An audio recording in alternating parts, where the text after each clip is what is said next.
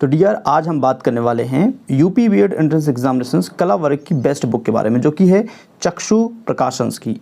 इस बुक की सबसे बेस्ट खासियत क्या है उसको हम लोग बात करते हैं। देखो, सबसे इंपॉर्टेंट इसमें है कि इसमें 2700 महत्वपूर्ण प्रश्न हैं जो कि एग्जामिनेशंस में आते हैं, रिपीट वाले क्वेश्चंस हैं।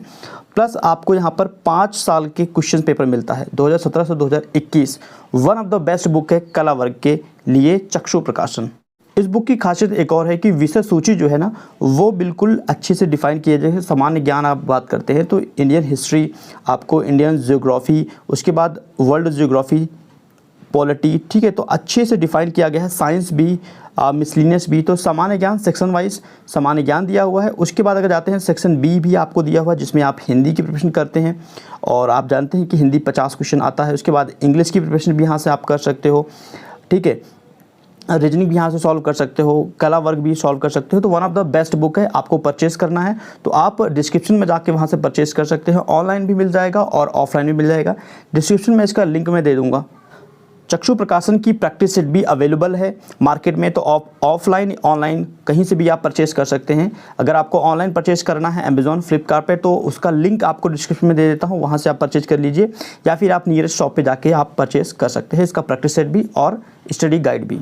हेलो फ्रेंड्स, नमस्कार, जय हिंद, वंदे मातरम। बीएड प्रवेश परीक्षा 2022, खासकर यूपी बीएड की अगर बात करें तो 30 दिन बचे हुए हैं एग्जामिनेशंस के, और बिहार बीएड की बात करें तो मात्र आपके पास 15 दिन का समय बचा हुआ है, ठीक है। तो स्टार्ट करते हैं जीके का टेस्ट। क्वेश्चंस आपके क्या हैं? काफ़ी इजी क्वेश्चंस है। 56 नंबर का है। किस संवैधानिक संशोधन द्वारा शहरी स्थानीय शासन को संवैधानिक दर्जा दिया गया? किस संवैधानिक संशोधन द्वारा शहरी स्थानीय शासन को संवैधानिक दर्जा दिया गया? काफ़ी बेसिक सा क्वेश्चन है और ये था आपका 74वां संविधान संशोधन। इसके द्वारा शहरी स्थानीय शासन को संवैधानिक दर्जा दिया गया था, ठीक है। और इसको जो जोड़ा गया था, नया भाग बना के 9 का जोड़ा गया था, और इसके अंतर्गत जो अनुच्छेद आते हैं, अनुच्छेद 243 243P, इसको जोड़ा गया था, ठीक है। क्लियर हो गया। नेक्स्ट है आपका 57। भारत के उच्च न्यायालय का क्षेत्राधिकार किसके द्वारा बढ़ाया जा सकता है? किसके द्वारा बढ़ाया जा सकता है? ये भी काफ़ी बेसिक क्वेश्चन है। ये है आपका पार्लियामेंट विधि बनाकर, ठीक है, पार्लियामेंट द्वारा विधि बनाकर, कानून बनाकर, ठीक है। तो ऑप्शन सी आपका करेक्ट है 57 का। नेक्स्ट क्वेश्चन है आपका कि मंत्रिपरिषद सामूहिक रूप से किसके प्रति उत्तरदायी होते हैं? ये भी बेसिक क्वेश्चन है। मंत्री जो परिषद होते हैं ये आपका लोकसभा के प्रति उत्तरदायी होते हैं। 58 का ऑप्शन नंबर डी आपका करेक्ट है, ठीक है। लोकसभा के प्रति उत्तरदायी होते हैं, मंत्रिपरिषद होता है सामूहिक रूप से। नेक्स्ट क्वेश्चन है आपका 59। निम्नलिखित में से किसको भारतीय संविधान की आत्मा कहा गया है?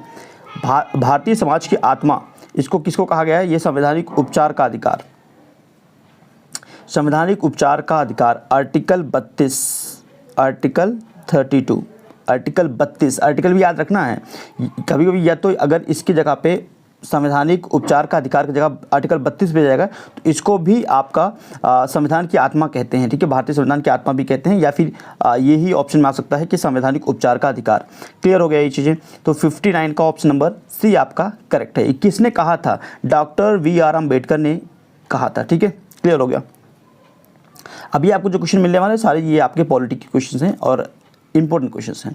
लोकसभा सचिवालय प्रत्यक्ष इसका मतलब होता है डायरेक्ट, ठीक है, डायरेक्ट। तो लोकसभा सचिवालय प्रत्यक्ष रूप से, डायरेक्ट रूप से किसकी देखरेख में कार्य करता है? ये किसकी देखरेख में कार्य करता है? तो लोकसभा सचिवालय जो होता है वो लोकसभा अध्यक्ष के डायरेक्ट देखरेख में कार्य करता है, ऑप्शन डी। चलिए 61 देखते हैं क्वेश्चन नंबर। निम्न में से किसकी नियुक्ति राज्य का राज्यपाल नहीं करता है? राज्य का राज्यपाल किसकी नियुक्ति नहीं करता है? तो ये नहीं करता है उच्च न्यायालय के न्यायाधीश का, ठीक है, उच्च न्यायालय के न्यायाधीश का। अनुच्छेद की बात करें तो अनुच्छेद 217, आर्टिकल भी इंपॉर्टेंट है, अनुच्छेद 217। तो अनुच्छेद 217 के अनुसार उच्च न्यायालय के मुख्य न्यायाधीश की नियुक्ति भारत के राष्ट्रपति द्वारा उच्चतम न्यायालय के मुख्य न्यायाधीश संबंधित राज्य के राज्यपाल के परामर्श से होता है। क्लियर हो गया ये चीज़ें? राज्यपाल नहीं करता है, ओके। Question number 62। निम्न में से किसके अंतर्गत भारतीय संविधान सभा का गठन हुआ था? भारतीय संविधान सभा का गठन किसके अंतर्गत हुआ था? ऑप्शन देखते हैं तो भारत सरकार अधिनियम 1935, क्रिप्स प्रस्ताव 1942, कैबिनेट मिशन योजना 1946 या भारतीय स्वतंत्रता अधिनियम 1947। ये सबसे इम्पोर्टेंट क्वेश्चन में से एक है, इसको आपको अच्छे से याद कर लेना है, ठीक है।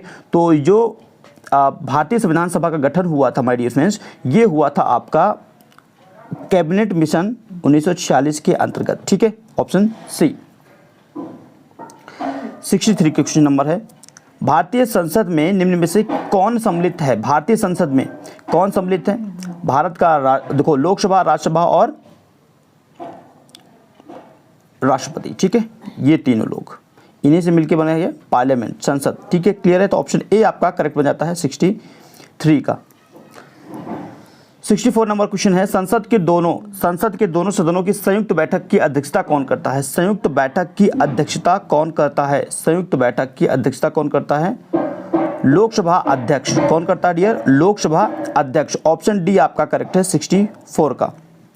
क्वेश्चन नंबर 65, भारत के मुख्य चुनाव आयुक्त का कार्यकाल कितना होता है? मुख्य चुनाव आयुक्त का कार्यकाल कितना होता है? ये होता है 6 वर्ष या फिर 65 वर्ष की आयु जो भी पहले पूरा हो जाए। मतलब अगर जो भी व्यक्ति है मुख्य चुनाव आयुक्त, अगर उसका 65 साल पूरा हो जाता है तब तो वो उसका कार्यकाल समाप्त हो जाता है, और मैक्सिमम अगर वैसी बात करें तो 6 साल का होता है, ठीक है। तो 65 का आपको बी करेक्ट है। और नेक्स्ट है आपका जनहित याचिका PIL कहाँ पर प्रस्तुत किया गया था? PIL कहाँ पर प्रस्तुत किया गया था? यह प्रस्तुत किया गया था आपका उच्च न्यायालय एवं उच्चतम न्यायालय दोनों में। तो कहाँ पर प्रस्तुत किया जा सकता है? ये वाला जो क्वेश्चन है ना, कई बार मैंने रिपीट करवा दिया है, तो मुझे नहीं लगता कि अब ये इस क्वेश्चन को आपको भूलना होगा, ठीक है। तो ऑलवेज रिमेंबर कीजिए इस क्वेश्चन को, इंपॉर्टेंट है PIL वाला। एक व्यक्ति पंचायत चुनाव लड़ सकता है, उसने पूर्ण कर लिया है। तो अगर आपको पंचायती चुनाव लड़ना है तो आप कितना एज आपका होना चाहिए? तो ये होना चाहिए 21 वर्ष, ठीक है। 21 वर्ष आपका पूरा है तो आप पंचायत का जो चुनाव होता है वो ईजिली आप लड़ सकते हो, ठीक है। संविधान के किस संशोधन के अंतर्गत अन्य पिछड़ा वर्ग को शैक्षणिक संस्थाओं में 27% का आरक्षण दिया गया? ये क्वेश्चन भी काफ़ी मैंने आपको करवाया है, इंपॉर्टेंट है। तो कौन सा संविधान संशोधन था माय डियर फ्रेंड्स? ये था आपका 93 संविधान संशोधन, ठीक है, 93 संविधान संशोधन, इसको आपको याद रखना है, जो कि 2003 में हुआ था। 93 संविधान संशोधन 2003 के द्वारा पिछड़े वर्ग को शैक्षिक संस्थाओं में, मतलब एजुकेशन में 27% आरक्षण की व्यवस्था लाया गया था संविधान संशोधन के द्वारा। राज्यपाल को पद और गोपनीयता की शपथ कौन दिलाता है? बेसिक सा क्वेश्चन है, उच्च न्यायालय के मुख्य न्यायाधीश, ठीक है। ऑप्शन सी क्लियर है। 69 क्वेश्चन, ये है आपका 70 नंबर क्वेश्चन। निम्न में से किस आयोग या समिति ने अस्थायी संस्था ombudsman बनने का सुझाव दिया था? ये भी इंपॉर्टेंट क्वेश्चन है, और इसका करेक्ट आंसर है आपका कि प्रथम प्रशासनिक सुधार आयोग, ऑप्शन ए। नेक्स्ट क्वेश्चन, निम्न में से कौन सी समिति भारत में पंचायती राज व्यवस्था से संबंधित नहीं है? पंचायती राज व्यवस्था से संबंधित नहीं है, कौन सी ऐसी समिति है? तो ये आपका है दिनेश गोस्वामी समिति, ऑप्शन ए। बाकी तीनों समिति ये संबंधित है आपका पंचायती राज व्यवस्था से। 86वें संशोधन द्वारा प्रस्तावित शिक्षा का अधिकार किस वर्ष से लागू किया गया था?